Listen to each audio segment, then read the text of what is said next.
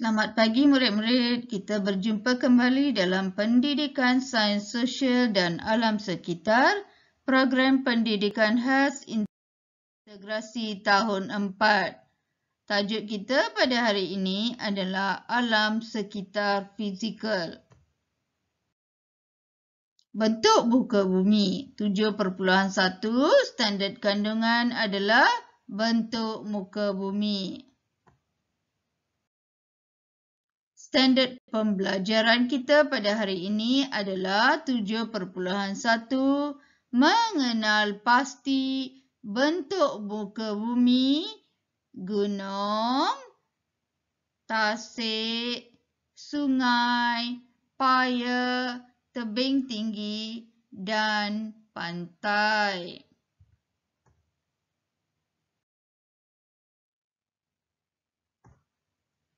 Objektif cikgu pada hari ini adalah ni dia ya murid-murid. Murid dapat mengenal pasti bentuk muka bumi iaitu gunung, sungai, tasik, paya, tasik, tebing tinggi dan pantai.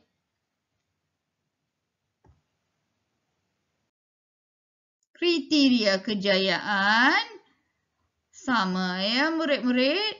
Saya dapat mengenal pasti bentuk muka bumi iaitu gunung, bukit, sungai, paya, tasik, tebing tinggi dan pantai.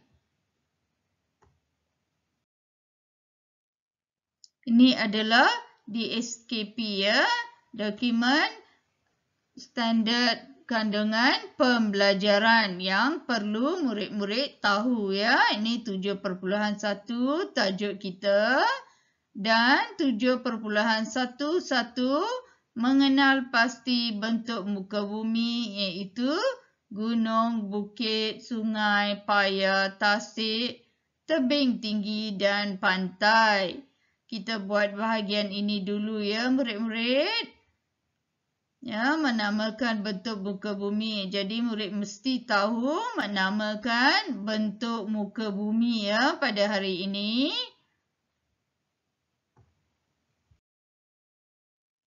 Ini yang terdapat dalam buku teks ya. Bentuk muka bumi ada gunung, ada tasik, ada sungai, ada tebing tinggi, pantai, bukit dan paya.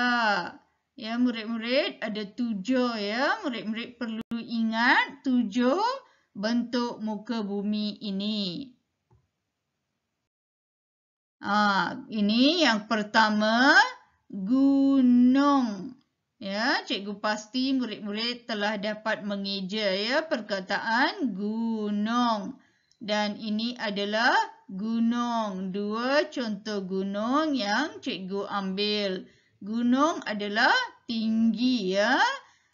Putih disebabkan salji ya. Gunung dia tinggi oleh kerana terlalu tinggi ya, dia akan ada salji ya. Jadi oleh kerana itu dia berwarna putih. Yang kedua kita tengok bukit. Bukit adalah lebih kecil ya daripada gunung. Bukit ni dia ada rumput-rumput ya seperti ni. Tengok, cikgu ambil 2 contoh gambar juga ya murid-murid. Ini adalah bukit. Ya, tinggi tetapi lebih rendah dari gunung ya. Boleh bercucuk tanam di atas bukit.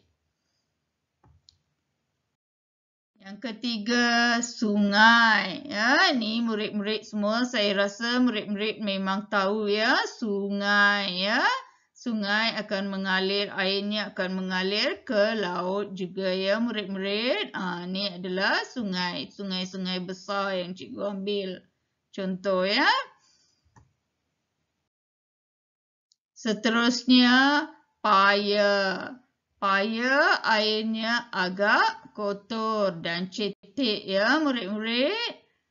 Ni adalah paya. Terusnya, tasik. Ni tasik ya. Tasik adalah kawasan takungan air ya. Dia bertakung di suatu tempat seperti ini. Tidak seperti sungai. Sungai akan terus mengalir. Manakala tasik dia akan terkumpul ya, bertakung di suatu tempat ya murid-murid.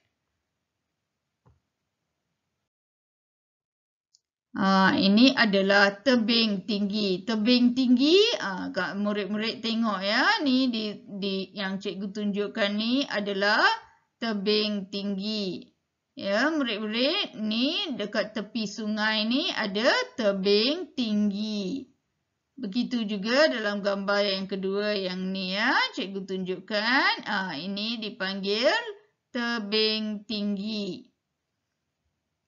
Seterusnya, murid-murid, pantai. Pantai, biasa kita berkelah di tepi pantai ya murid-murid. Ni adalah pantai. Bentuk muka bumi, salah satu bentuk muka bumi adalah pantai. Ya.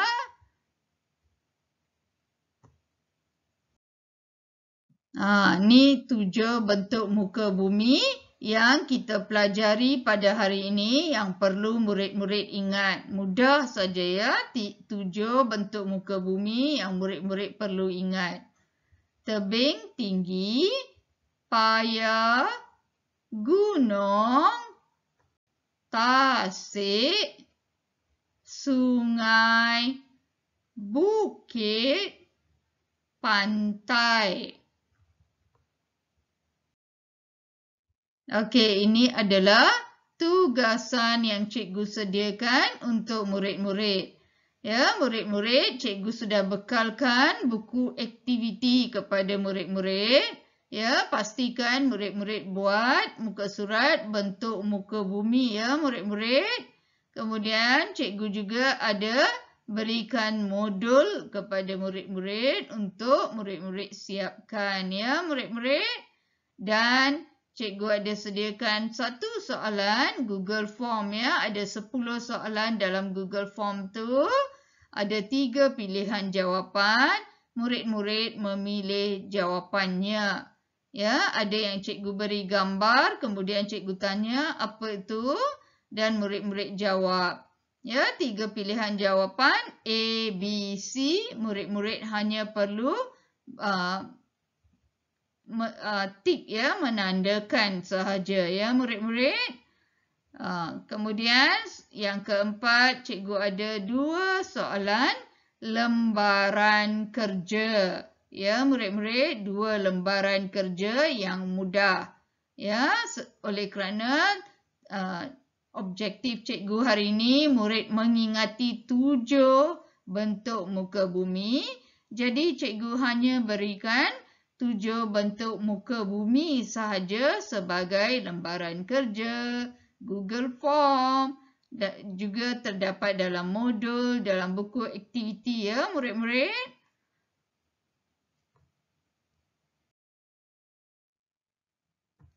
Murid-murid, terima kasih ya murid-murid dan selamat belajar.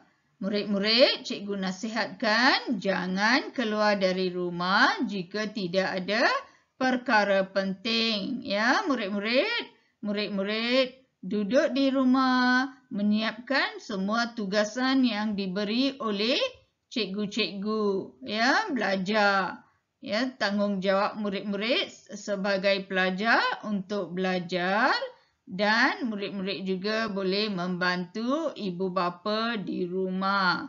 Ya, kalau berkesempatan murid-murid boleh merakam atau mengambil gambar dan hantarkan pada cikgu.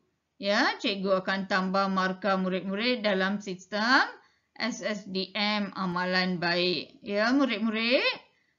Terima kasih ya. Kita jumpa lagi pada minggu hadapan. Bye.